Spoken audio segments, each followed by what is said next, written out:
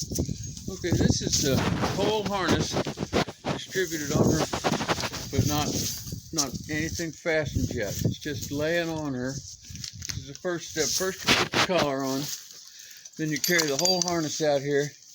You lay the hames over the back of the collar, and you just distribute it along the body. Here's the back saddle and belly band. That's the first part you watch me make of Clara's harness.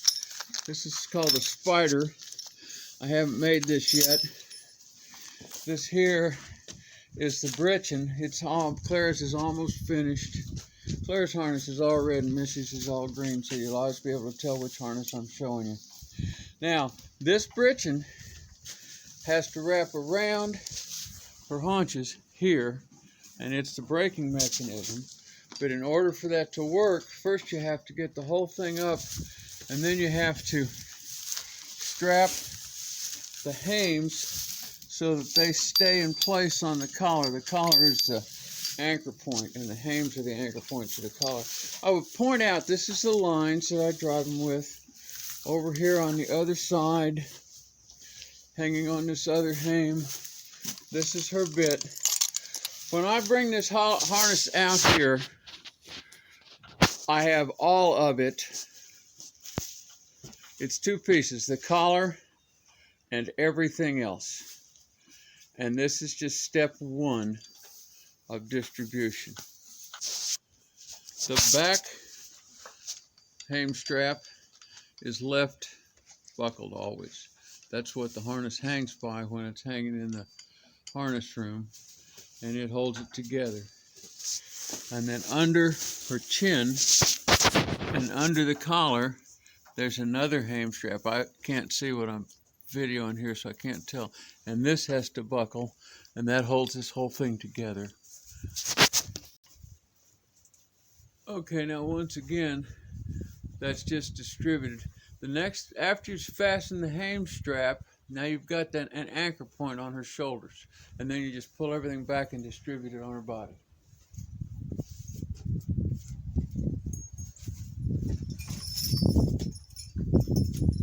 Lift the tail, put the breeching under it. Make sure nothing's tangled up in anything else's way. Then you go around and you fasten the belly band. If she uses a cart, these loops here will support the cart weight. If she doesn't, they'll just be there.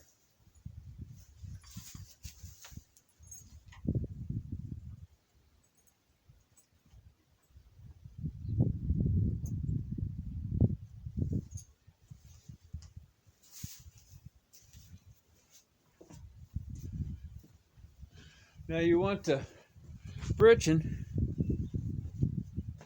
here to stay even, and the spider on her back to stay even. Part here. These two straps here, they just hold it all together and keep it in a balanced form on her back. It's got these which hang down now. These work for different purposes depending on whether it's a cart, single animal, or a pole, whether it's shafts or a pole. A pole goes with a chain. But either way, they're going to come under her. You want your breeching to end just about here, so that you can bring a strap up under them and not irritate them. Right there. Now I have a ring that's on a separate strap on her belly band, and those fasten to it.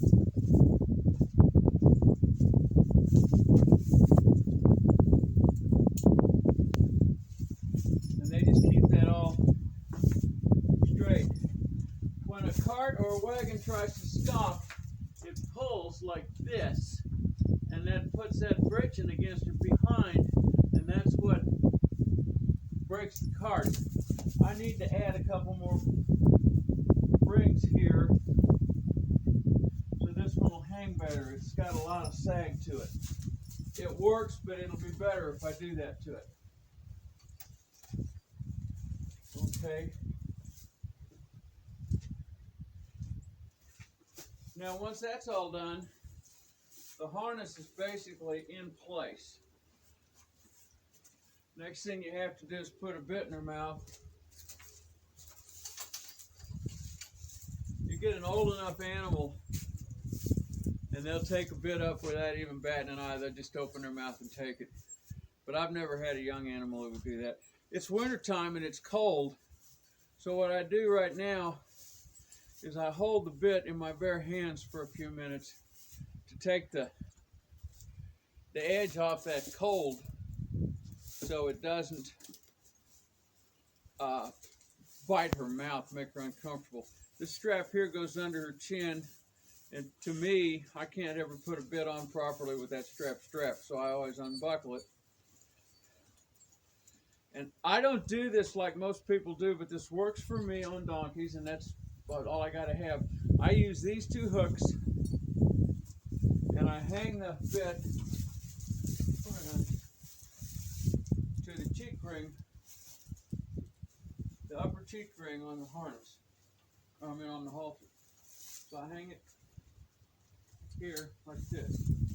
Now I'm going to go over and put that in her mouth from the other side, and she's not going to like it very well.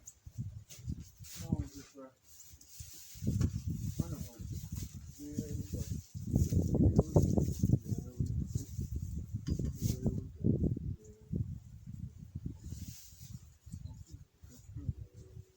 And I'll snap it over here just like I did. And then I take this strap that I showed you.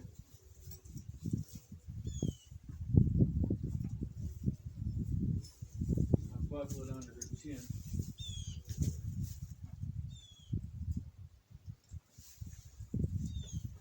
That's buckled.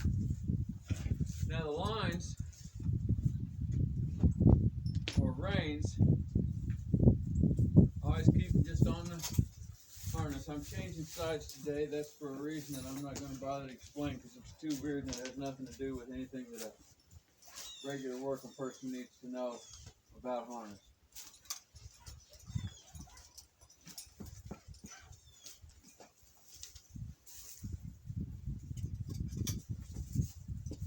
I have a set of loops back here.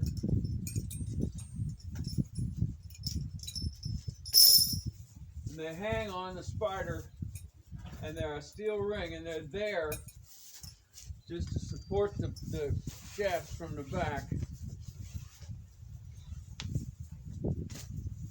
I mean, to support the lines from the back. They go through there. They go through this upper ring on the hame. They flip through this. As I said, typically I never take these loose.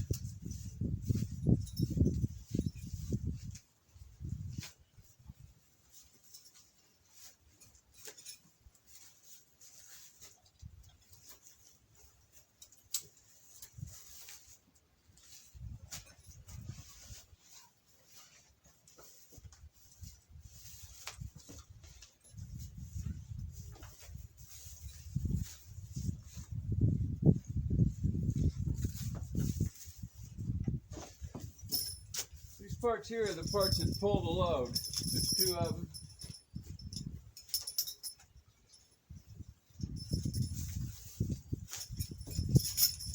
One on each side. They go back from her shoulders to the load. Chains enable you to hook it at various different lengths depending on the length and structure of the load device. And so they're down here like this always when she's working. They might be down here to the ground. They might be up here to a cart. And these things I showed you back here, these rings have a snap on them. That's not the proper place to keep these, except it's there and I've got it and I don't have the proper place made. So I just hang those there when they're not working.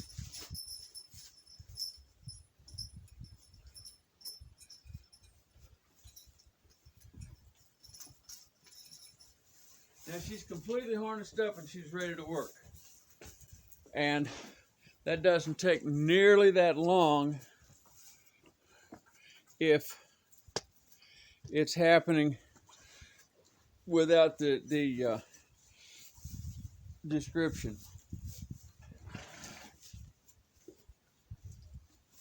I always keep a lead rope on them all the time, just because it's convenient to me to be able to tie them. None of my donkeys are fully trained. If you look at donkeys in the energy efficient world, Asia or Africa, the Middle East, where they use these animals instead of wasting petroleum fuel, you'll see that they don't bother to put a lead rope on them very often, because these animals are as cooperative as dogs, every bit as cooperative as dogs. And once you get them fully trained to being part of the family and working, then you don't need to tie them up very often. They'll stand where you put them. They're just entirely cooperative. But I'm going to show you here how, just roughly how the driving process works. Just one of your good girls. I don't have any. Not a one. I'll go get some more. But in a minute. Okay, that gate over there is open.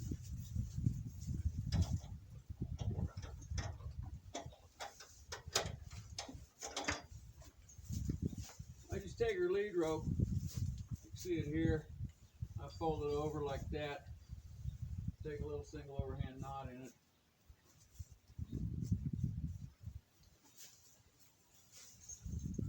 And then I can hang it on her hames so that it's out of the way. And she's ready to work. And you just pull up the slack in the hames so they know you're there, and then you speak to them and give them a little pull. Back up, honey, back, come back. Come back. Now, G.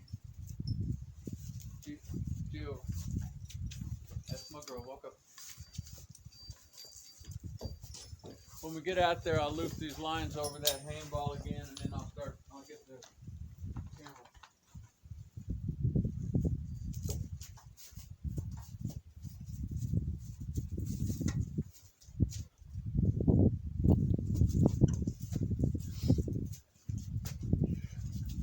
Last time you saw one of my videos where there was a wreck where Abe got out and everybody got loose and ran away and got all excited.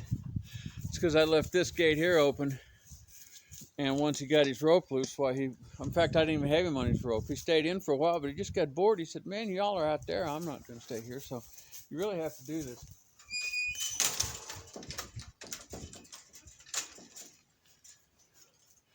And whenever they're on hold, those hame balls are there for a reason, and those stick-ups like that.